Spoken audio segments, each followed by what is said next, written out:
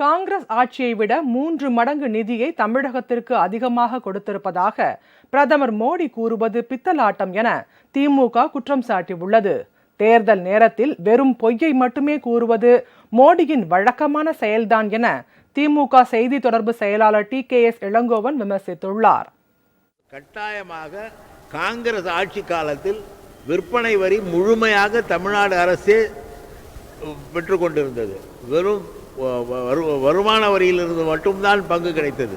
இப்பொழுது விற்பனை வரியை இவர்கள் எடுத்துக்கொண்டு அதிலே கொஞ்சம் குறைவாக பங்கு கொடுத்து விட்டு அதிகமாக கொடுக்கிறோம் என்று சொல்வதை போல ஏமாற்று வேலை, பித்தலாட்ட வேலை எதுவுமே இருக்க முடியாது.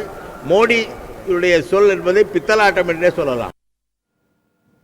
உங்கள் ராஜ் நியூஸ் தொலைக்காட்சியில் திங்கள் முதல் வெள்ளி வரை தினந்தோறும் பிற்பகல் 2 மணிக்கு உங்கள் பகுதியில் உள்ள குறைகளை நேரலையில் தெரிவிக்கும் புகார் பெட்டி நிகழ்ச்சி. பங்கு பெறுங்கள், பயனடையுங்கள், காணத் தவறாதீர்கள்.